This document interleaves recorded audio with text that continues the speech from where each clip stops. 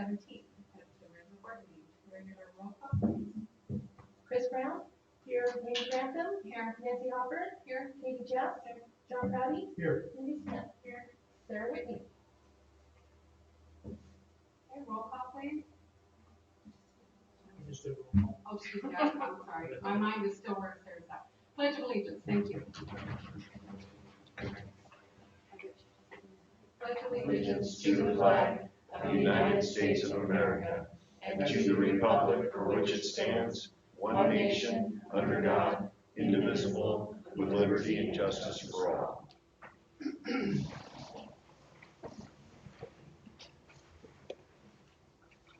you have any agenda changes before us? If not, I will ask for a motion to approve the agenda. Move to approve. Second. Roll call, please. Chris Brown?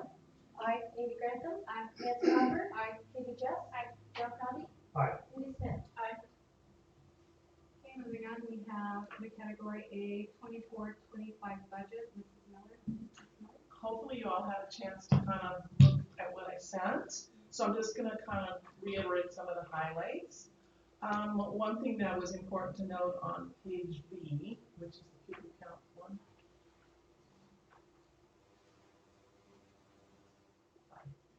There we go. No. It looks like we lost 66 students, but it's because they reclassified the UPK students and are no longer included in this count. So I budgeted for flat going into next year, as if we're not going to gain or lose students. I always hope for more.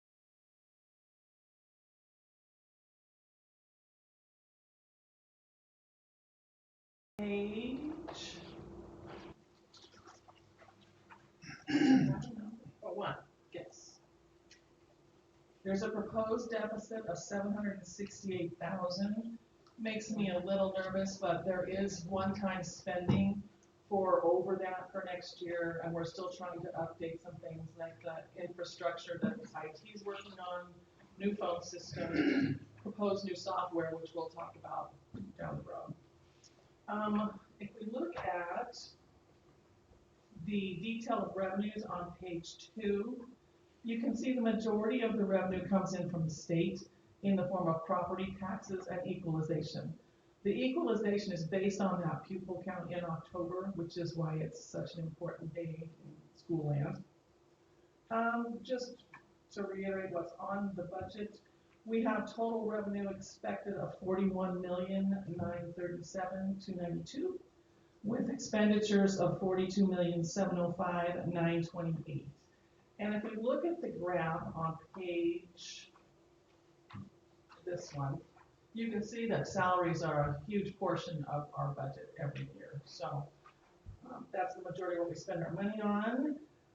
The other thing I wanted to point out on page 22, we have that lease purchase agreement for our LED lights. And part of that agreement states we have to have a separate budget item that shows that we plan to make those payments. And so that is shown on that page 22, what we're expecting to pay out. The total interest and principal for the coming year is $431,747.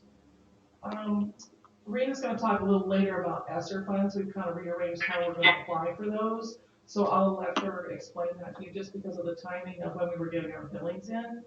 We're still going to get all our money in. We're just going to change some of the buckets that we're going to apply to it.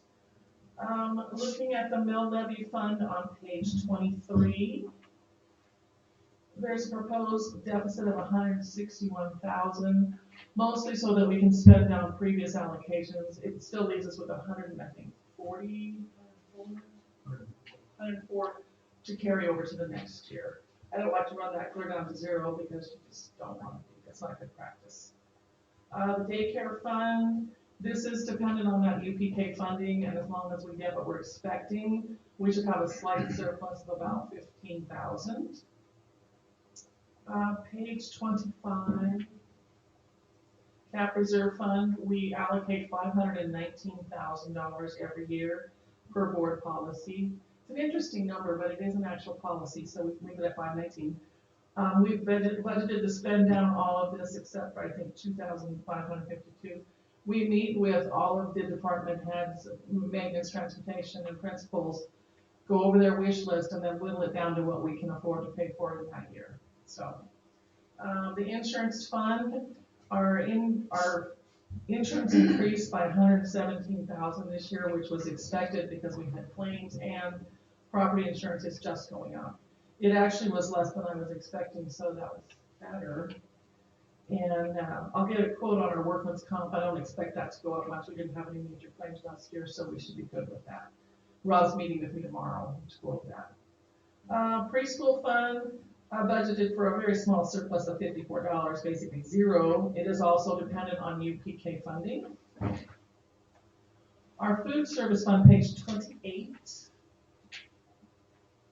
As we've discussed in previous meetings, CDE expects us to spend all the money we get for food service. So we budgeted for a small deficit of $48,000. They do go through a calculation every year to make sure we're not accumulating too much money in that fund balance.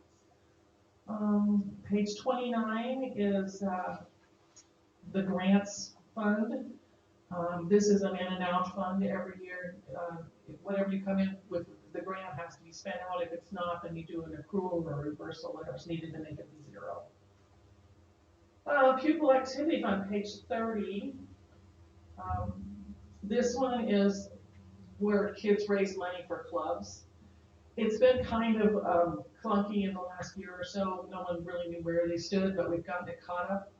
And my plan in the coming year is once a quarter to send over to each of the club heads, this is what I think you have, and let them say, yes, this is what we have. I think there's been a little disconnect with communication, and I just want to make them accountable for what they raise and how they're spending it. So that's the plan this coming year. Page 31 is bond redemption. It's pretty straightforward. We know what we have to pay. We have amortization schedules. It lines out the principal and interest and what's due in the next year and coming years. And so when we do that mill levy certification, part of that is to make sure we have enough money to pay those bonds and interest. Building fund, as I said, we're not really sure the timing of all the HVAC, so the only thing I put into the building fund is what I anticipate we'll spend on Legion Field, maybe another $2.1 million. They're moving along on that. They're in phase 2 now, so just hoping to have good news when we get to the end. And the trust fund is where we house the scholarships, the donations, and then who gets the scholarships. Were there any questions? I do. One that you were just talking about on page 33. Do we have a list of which scholarships we have in the trust fund that we manage? Do we know which ones we manage and which ones are managed outside of our budgeting? Yes, Penny can get you that information because she handles that. We do get a list from the high school of everybody that gets awarded a scholarship, and then they have guidelines for how much they can spend for each one based on what the donations say. This is how we want to spend. Yeah. I'm just curious because I didn't think in my head which one, or that some came from one place and others came from a different place. Yeah. I think it would be just personally to me interesting to see. I'll make a note to have Penny touch base with you. I'm just curious how many we really do manage. And then, I'm guessing the activities fund you're talking on page 30, most of those are probably middle school and high school. Yes. Yeah. And so the question I have is PTO funds at the elementary, are those still in-house? They are housed, the PTOs take care of their own money. That's what I thought so. And I don't know, I've had some conversations with CDE that since they're using our name on their checking accounts, they probably should have some accountability to us with how that money is raised and spent.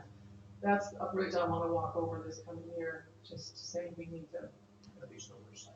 Yeah. Yeah. You know, same thing, give us a summary every quarter where you're at, you know, bank recs that are balanced. You know. And so I know that with the legislature, they're redoing the school formula. So when will that pick us up? And the question I have on that is, are they going to be offering you some training on how that's going to roll out and how to handle that? I hope so. I've just heard the rumors that it's gonna happen. I hope it's not like what they did with UPK where they throw it out there and then they figure out how to make it work. You know, it's too much money to mess with schools, you know.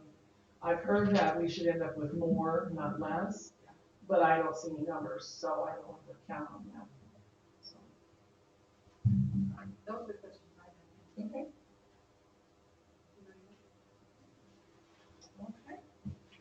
Okay. And then, after the meeting, we will have resolutions that need to be signed. One is appropriating, all the expenditures that were listed in the budget for each fund. And then the other one is allowing us to use a portion of the beginning balance, like where the general fund had a deficit of 768, that comes out of the beginning fund balance. There were 4 funds that did have deficits, so we'll need to have signatures in order to move forward with those estimates. Bob says he can't hear us, so did you get that fixed? What we need to do is talk into the microphones as best we can. It's my quiet, subtle voice, so Rob. Is that better, Rob? I'm kind of getting about every third word. Okay, we'll do better. No, you're doing fine. Okay. Go ahead. That's all I had. If you don't have any more questions. And like I said, anytime you want to come and talk about any of this, just come and see me. We'll talk about it. If you want more education on where the numbers come from, glad to do that. I appreciate the offering of the book itself, and I think the ease in reading of this new, again, format is so much easier than what I used to have been. Been getting 15 pieces of paper.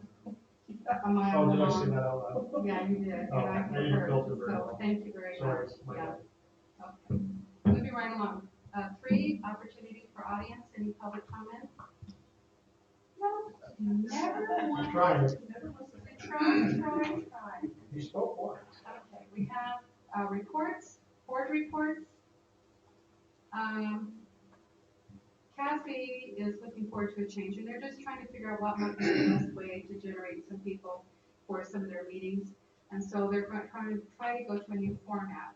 They used to have, what we've had in the past is 14 regional meetings.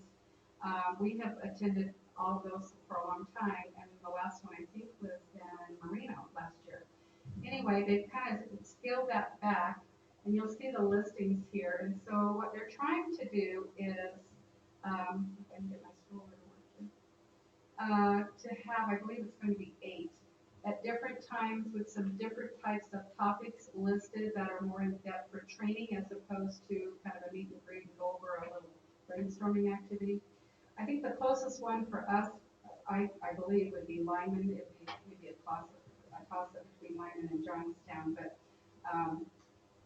so we're just going to extend that to whoever wants to go. Rob did that in an email to all of us. The topics there for Lyman would be using local and state data for effective governance. Dan Jorgensen and Aaron Lofton from CDE.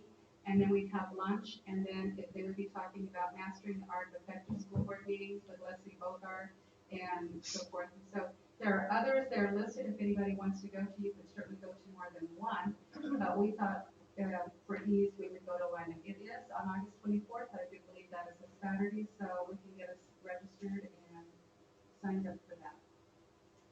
Unless anybody would have a preference to. What did you see, Sarah? She's an injector. She must be ours. Okay, so anyway, in case there's something somebody else would rather go to, let us know, but otherwise I think we're fine. Any questions? And now we have superintendent. Mr. Sanders, you are up. Well, can you all hear me okay? Absolutely. I can hear you now. Wonderful. Yeah, so I'll have to apologize because I'm 2 hours ahead of you out here in Spartanburg, South Carolina. Been up since about 4 o'clock. It's about 9:15 here roughly. But it's the leadership convention I'm at has been absolutely phenomenal so far. We had a really nice tour of the whole facilities out here. The Milliken organization, the world's largest textile company, that does a lot of flooring, carpet, and tile, and they just treated us very well. They've recently got into the school leadership kind of training, and so I'm out here with Case and about 17 other superintendents from across the state, and we actually get into the meat of our agenda tomorrow. But my report really is about what we going on in the district right now, and I think Bev has some pictures there, and I'll start probably with Legion Field. That's not too much problem there, Bev. I know she had some pictures I'm gonna show you. But with Legion Field, we went ahead and they've started to pull out all the visitors' bleachers. They're gone. Last I looked, they were all gone. That was on Thursday of last week. They're gonna start putting that, it's a 500, seat bleachers that are on that side. And when people ask, the reason it has to be 500 seats is because the more seats you have, the more bathrooms you've got to have, and the more bathrooms you've got to have, the larger your facility has to be. And so by adding a few more seats over there could add exponentially to the number of bathrooms that we have to have at the concession stand. And right now, as it sits, when we're done, I believe we'll have somewhere around 19 restrooms when it's all said and done, which I think is a huge upgrade to what we currently have. But like I said, if we went to 750 or 1,000, we'd have probably had to add so much more to that concession stand that would cost us so much more in the end. So that's going on out at Legion Field. I also know that here shortly, we're just waiting on some permitting to do the overlay of the track, and that's going to be done. We do know that I'm told that the concession stand / restrooms are going to be done about August. So they should be done for the first part of the football game or football season. And then we're also putting in grass and sprinkler systems around the new soccer field. So that should look a lot better. And in the meantime, they're going to be putting in some sidewalks and some different things between the two fields, which I think will round it out really nicely. And as far as the other project we have going on with the HVAC, I know that at the district office, we had to shut down for a few days because they were putting new units on top of the building. Those are now installed. I'm told they were, as of last week, they were not connected in my office yet. I know they were connected in other places, but they should be about another week and they should be completely installed in the district office. I also know that at the high school, we have taken out the 2 chillers in the back of the high school. I don't know if they're starting to break the concrete pads yet, but those pads have to be broken and then re-poured and put in a different direction. But I know they did lift those out of there, and I know they did move them so that they can start doing that work.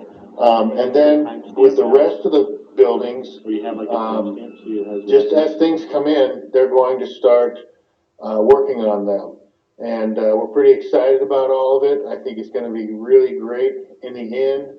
I also know that at the district office, we had to shut down Monday because we were doing some internet upgrades, which so far, in my opinion, there's been some bumps along the road, but in the end, we know those bumps are worth it because the system's already working much better than it was before. And so we're pretty excited about that. But other than that, that's my report. And unless you have any questions, I'd be certainly happy to answer them. But unless you have any other questions, we're moving on. Okay, thanks, Rob. Thank you. Okay, thank you. Yes. Okay, C, Assistant Superintendent of Curriculum and Assessment, Dr. Fresco. Good evening. I have just a few things. First and foremost, we'll spend a little bit of time talking about the ESSERS 3 money.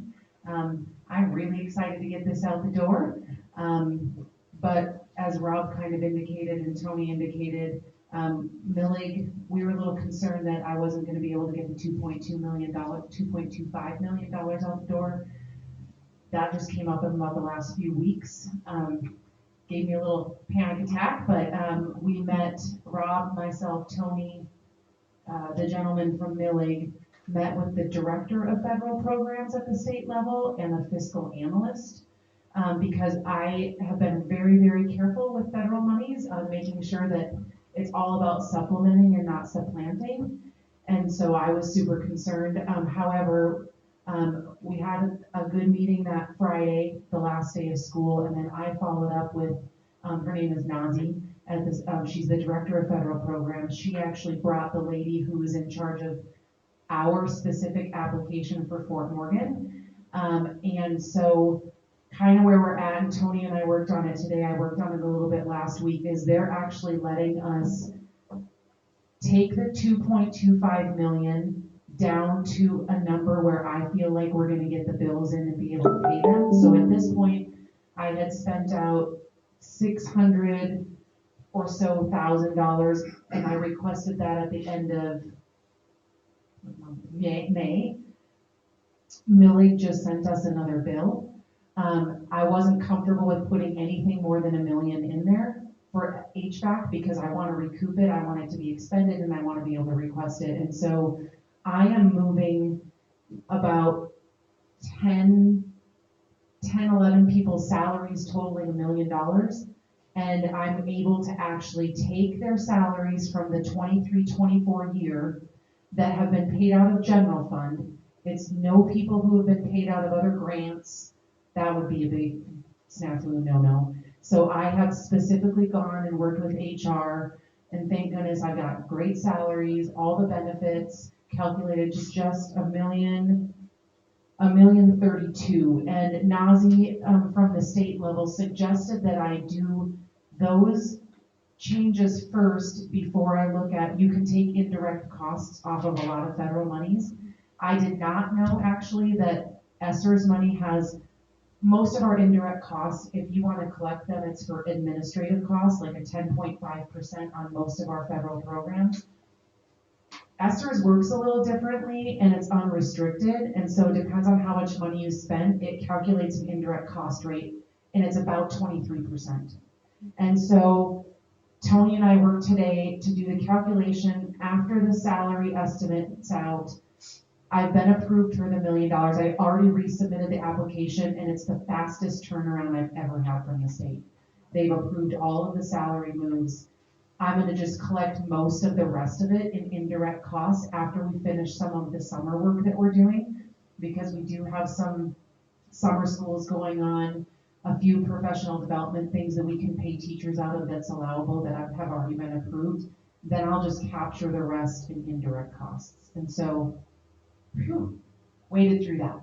So that's been a big, just a big kind of project of mine, other than just working on federal programs. And the consolidated application, which I'm kind of working on right now, is all about comparability for free reduced lunch. It is interesting, and I shared with principals.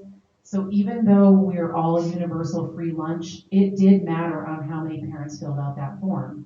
And so, I got off that screen for a second. So if you're new to federal programs, it's all about you have to rank order them, and you have to serve them in rank order by a per pupil allocation funding sort. Like it won't let you submit the application unless you've actually done your work on figuring out that you've rank ordered them in a certain way. And so right now we're looking at serving, and I was just sharing with Jason that the middle school had a ton of folks that filled out the free reduced lunch application. And so their number is at 70.6%. So our highest school is Pioneer with 83.72. This is based on, by the way, October count. That's what matters for us. And unless you're going to manipulate all of the data for all of the schools, you just don't touch it. And then, let's see, Baker is at 68.85. Columbine's at 60.8. They did a real big push for parents to fill out applications that I know at that school and at the middle school. Let's see, Green Acres is at 60.14. Sherman is actually a lot lower than it should be. It's only at 52.57. And I've usually served Sherman with more. And so what it means for me, and not that you all care, but like I'm having to move some people around because I can't pay salaries and benefits if I can't, pay them as much money. So right now I'm going to have to serve middle school with about $160,000, and we have not served the middle school. It's not bad news, it's good news. It's just figuring out in your narrative on how that works. Lincoln is sitting at 66.67, and the high school is at 60.11. And again, their last October counts numbers. We just had an admin meeting last week because as you know, free lunch is continuing. It still matters for grants on what our true percentage is, and so we've tried to incentivize. Like we're really trying to work, and it's not available until after July 1st. And so Ashley's working on her end.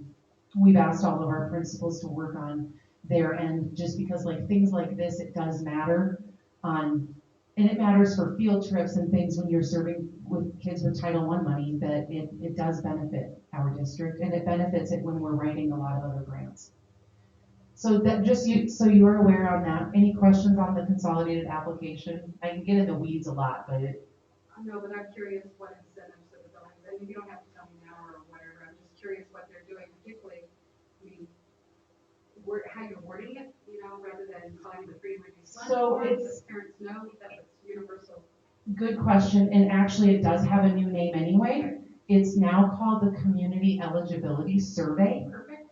and I'm gonna be honest, it looks kind of the same, but everyone at the state level, I mean, I met with federal programs, and even they're trying to figure out, well, what does this mean, like for your rankings, and how is this going to look? But I think because it's named differently, and we really have pushed principals, we really need this good data, and so I think we decided 85%. We want the families 85% filled out at each school. So what's the district overall percentage? Do you have a district composite? Yep, right now, it was at 64.9, which we know it's more like 80? 80 at least. So, I don't know, there's gonna be some sort of prize for the school that gets the most percentage. And Ashley has to do a lot of work on her end for all of the families that end up being direct certified. I don't know if that's the terminology, but direct cert, like at the beginning of July. And so then messaging will start going out, and our principals, I'll be honest, like a good competition, so they were kind of like aim on for this. We'll see. That data is important. Yeah. And I believe I mentioned at the last meeting that I'm looking at curriculum for Sherman Preschool, and so Tara and I actually met with the gal from Creative Curriculum, and I mean, like any curriculum, it has a pretty hefty price tag, but in order for the training and things to happen for us to implement, I was looking at actually, instead of taking some indirect costs out of ESSERS 3, it is allowable to purchase curriculum, which we purchased some of. And so as long as I get the go-ahead from them, I'm thinking about just moving forward with that cost before September. There, as far as I've looked, there's not a ton of other preschool curriculums that really align with TS Gold, which Creative Curriculum Design TS Gold, the assessment we use for preschool and kinder. So it kind of makes sense. Other than that, that's it from my world. Thank you. Questions? Report today, Assistant Superintendent of Human Resources. Good evening. We have the personal action report for you guys to look at and approve. This isn't a big thing, but Megan Morrow is a new hire for us with certified hiring. She is listed as ELA teacher at the high school. She'll be more on the drama side and shifting some things there, but it still falls under the English department. But wanted clarification there. Other than that, I can answer any questions related to the action report. Some heavy seasonal hiring right now, getting us through 8 and grounds workforce throughout the district.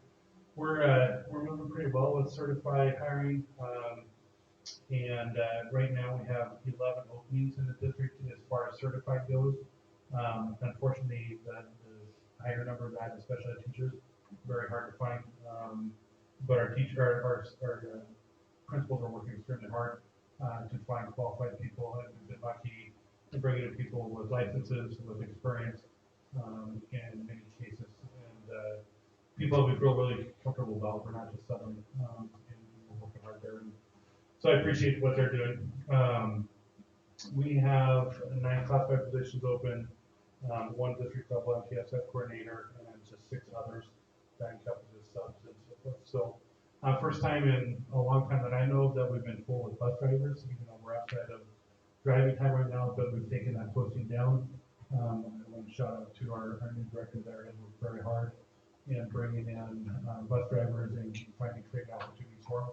So that's nice that we really going to be in full staff going in there and actually having a few subs to help us out too. Each year we're supposed to give a report on the sick bank, and so that's in the packet for you guys as well. Just a quick breakdown on those. We have committees that are recommended from FMEA, 2 members from FMEA, and 2 from the district, with 1 agreed upon between the 2 groups. And so those are listed for each of the associations.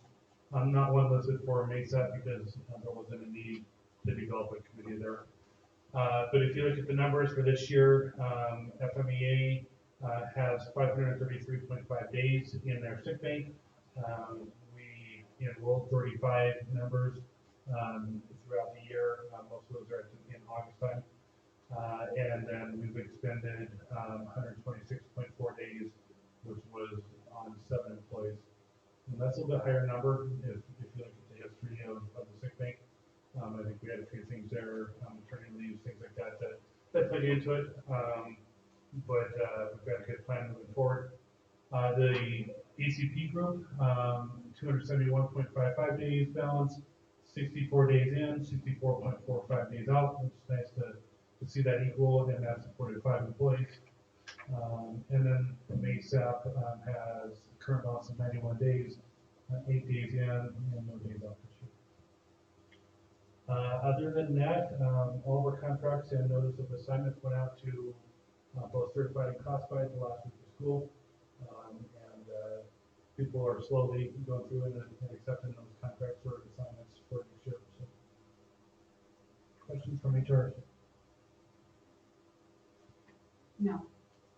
Sounds great. And we're gonna, for Rob to be able to hear us better, we're gonna use the hand mic if we're speaking. So we're gonna give that to Tony because her report's up next. So if that's, thank you. So moving on, Chief Financial Officer report. Well, the next things are kind of exciting for me. I've been telling you, we've had Moss Adams for the last 3 years, and they're very thorough, pleasant to work with, but I've been a little unhappy that every year our fees go up. And it's not like we're more work, and it was just really high last year, but CDE said, don't get rid of your auditor. Well, when I was on a field trip looking at software, I talked to the CFO in Elizabeth, and she said, oh, I've got some names you can call these people. So she gave me like 3 names, and I got a really good response from Dimitri Chernyuk. He's in Colorado. I contacted him. He was super excited to do the audit. He only does schools, and he had a proposal to me within like half a day. So then we put out an RFP just to make sure, if anybody else wants to bid, they could bid. But his audit bid came in at $45,000, and that's less than half of what we paid last year. He's super excited to do this audit. He is just really gung-ho, and so I'm hoping that you'll be excited about this audit, because I just was really having a struggle with how much those fees were going up, and we just do all the work, and but I know that they're a big firm, and so anyway, this was an exciting find for me. Then speaking of our field trips, my group, Bev, and Melinda went on the first field trip. We went to Elizabeth. They have a software called Skyward. I've been working with a guy from Skyward. He's come out and done some demos for us and sent us some demo information. So he had given me some names of some schools that were using Skyward, and so we wanted to go in person and sit down and say, how's this look? So we went up to Elizabeth, and the CFO was fantastic. She had set out the time frame for her whole staff to spend time with each of us with whatever, like AP, payroll, so we could sit with them. She's very excited about the software. She said, it's always a lot of work to change, but she does not regret her decision at all. She said their customer service is amazing.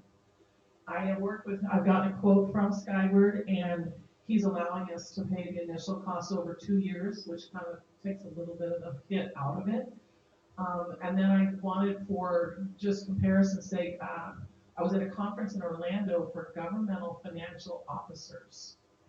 And they had Tyler Technologies out there, which I know there's a number of school districts that use Tyler. And so I had their rep have a contact. I did get an email from her and I responded today, but I don't have any pricing yet on that. What the gal, and we went to Windsor to see that one, because I know the CFO in Windsor, and she's using Tyler. She's very happy with it. She said their customer service isn't as good as it used to be because they're big, but they do get, they get back to you if you have a problem. The one thing that she did say, and I don't know that I can compare it directly because she's got a hybrid situation where she's part cloud and part server, and we want to be 100% cloud, but she was paying annual fees for $60,000, where with Skyward, their annual fee is like $22,000. So depending on what their installation is, I'm leaning heavily towards Skyward just because this guy, he is just excited, and they come in and they pick a date when we will actually make the switch over, and then they have a whole year timeline of what we're going to do getting ready for that. And so, it's not just one day you're here and the next day you're there. It's a long process, and we know it's going to be painful. But one of the things with Alio, if any of you have ever used it, it's clunky and hard. But on the other side, it's also not secure. You cannot have secure passwords, and it runs off of Java, which is nobody uses Java. I don't think they update Java anymore. And so Galen is more than excited to get off of Alio. So, and Alio was supposed to update to this new link, and everyone has said, well, they just basically gave it a new facelift. It's the same software. Nothing really changed. And we were trying to switch over to the new link now for a year. And people keep quitting, and then you get a new person, and we're nowhere closer than we were when we started. So anyway, just wanted to throw that out there for you all, and then maybe if you can give me your feedback on, do you want to see the final numbers between Tyler and Skyward, and you make a decision, or how do you want us to move forward with that? I think I would like to hear your feedback on working with the programs, because you're the one that's going to be doing the work, not me. Yeah, well, both of them Then were we can look so at much numbers more from there. user friendly. Oh my gosh, they just really. And I could use either one. I think I like the features better on Skyward. And I feel like this guy, they have a lot. Their customer service. I had a list of like 5 people that have it. Every one of them said their customer service is outstanding. What I liked about Skyward was it has a lot of components that we can use. Right now, we've got so many different little pieces of different softwares, so there's a lot of duplicate work that we have to do. Skyward would eliminate it, and it would let us start from the beginning of the initial hire all the way to the paycheck of the person. It just had so many better features than, well, what we have now.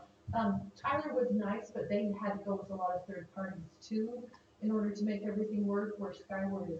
Yeah, that was one thing, is I don't want to have something trying to talk to this program. I want it all in the same program, and Skyward could offer that. And so when we make a decision to go with whichever one, because that impacts, I believe, HR and payroll and all that together, do they have a recommendation as to when that role should take place, or it's seamlessly done? they have a timeline on how everything is converted over and what needs to happen when. One of the things, and I don't remember how we discussed it, was the 1099s and W-2s versus end of year, school year.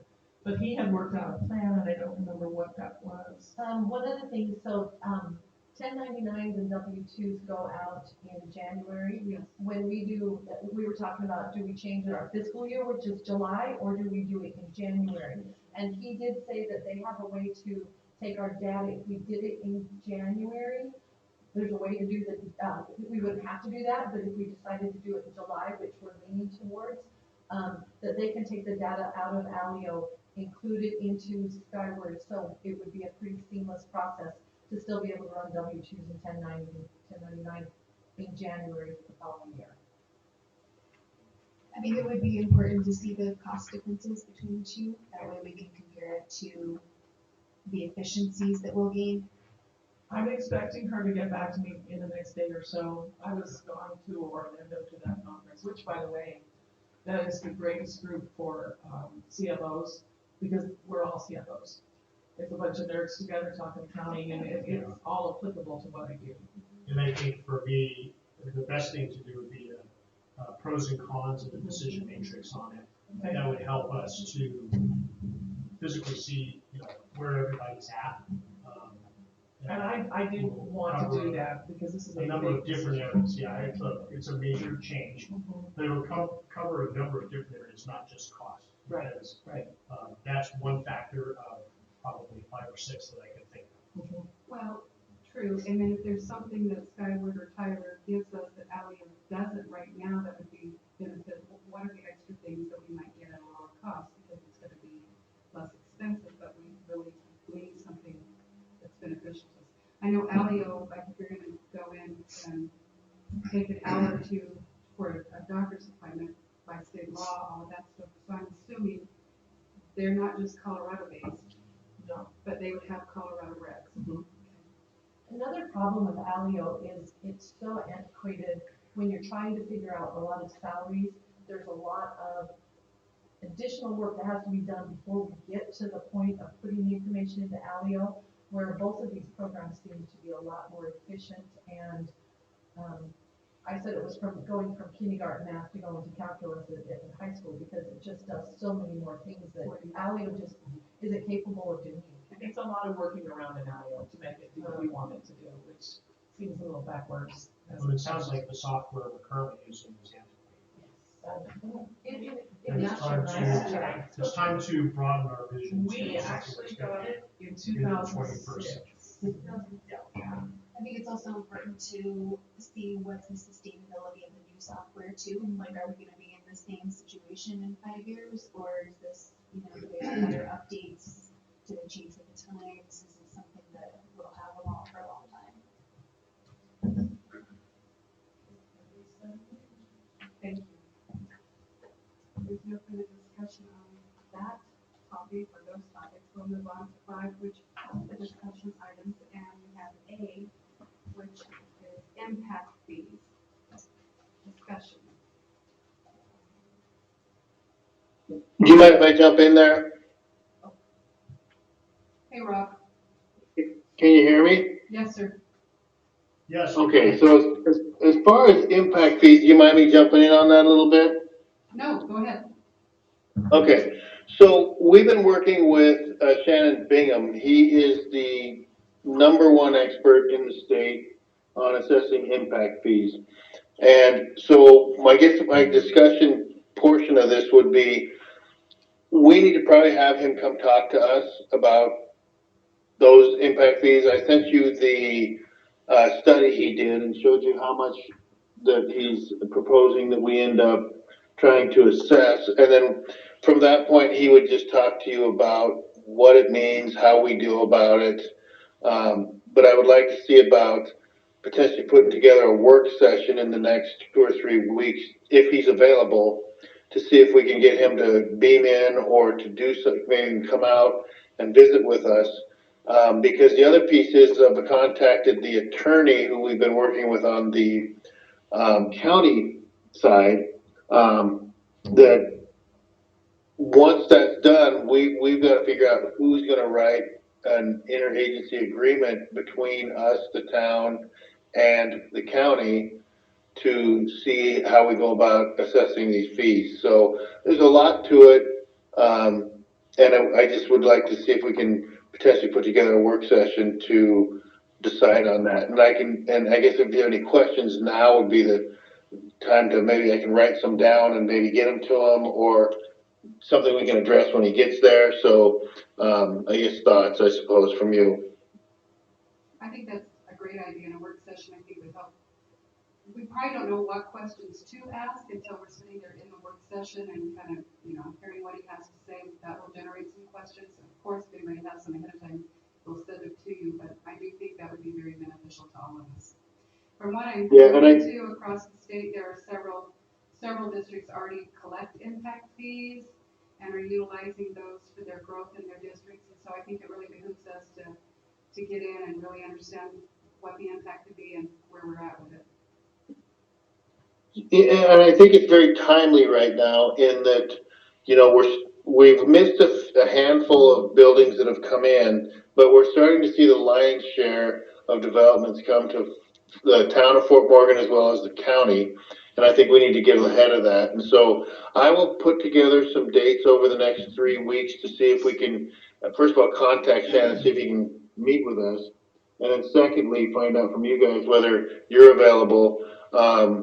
Because I want to have you all present to be able to have any questions you might have be answered. And when you do these impact fees, from what I understand, I may be completely off base, but I believe it's the school district who does have to inform the town through an interagency agreement as well as the county as to whether or not we're going to assess those.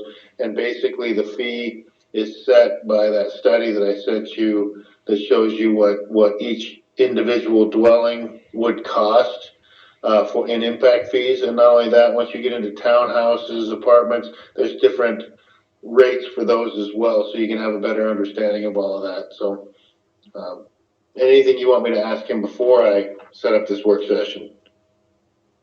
Anybody have a question, comment? Okay, we think the work session would be great, so please move forward on that. Okay, perfect, thank you. Yeah. Okay, B, audit firm, DNC Auditing and Consulting LLC. Discussion. Thanks, Tony, for giving us the information you already gave us. And I asked my questions. Anybody else have a question? Okay, good there. Okay, moving along, the 24-25 school handbooks. You had those supplied, not only the handbook, but then a little summative of the changes. Any questions or comments there? The only one that isn't included is the high school, Yes. and they usually don't get it done until right before school starts because they include all their staff in the report. So, And I just want to reiterate, I really like the summary because it really kind of directs what those changes are for us. So across the board, so I appreciate that. Yeah. D, the thank you note from Salute Dental Project to Sherman Early Childhood Center. That was very nice. Thank you. And then E, we have policies, first reading. Any discussion items? You want me to read through those? I don't think we need to. You guys can read all that. Yeah, the question. All right. It is the first reading, so that does mean that these will be back. So if you haven't really had time to take a gander at them now, do so before the next meeting so we can make adjustments if need be. All right, moving along to the consent agenda. We are going to take these items separately rather than the consent agenda. So we have the personnel action report. Pleasure of the board. Second. Okay, any discussion? Okay, roll call please. Chris Brown? Aye. Amy Grantham? Aye. Nancy Hopper? Aye. Katie Jess? Aye. John Cotty? Aye. Cindy Smith? Aye. Sarah Whitney? Okay, we have claims, list of checks for May 2024. Pleasure of the board. Move to approve. Second. Discussion.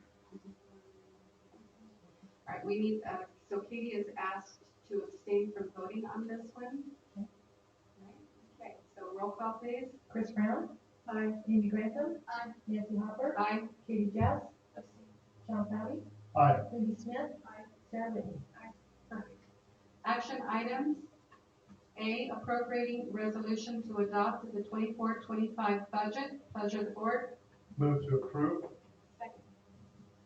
Okay, any discussion? Roll call please. Chris Brown? Aye. Amy Grantham? Aye. Nancy Hopper? Aye. Katie Jess? Aye. John Cotty? Aye. Cindy Smith? Aye. Sarah Whitney? Okay, B, resolution to approve spending the funds from the beginning fund balance. Pleasure of the board. Move to approve. Second. Okay, discussion, we already talked about. Okay, roll call please. Chris Brown? Aye. Amy Grantham? Aye. Nancy Hopper? Aye. Katie Jess? John Cotty? Aye. Cindy Smith? Aye. Sarah Whitney? Okay, and C, the audit firm, DNC Auditing and Consulting. Pleasure of the board. Move to approve. Roll call please. Chris Brown? Aye. Amy Grantham? Nancy Hopper? Aye. Katie Jess. Aye. John Kelly. Aye. Cindy Smith. Aye. Sarah Whitney.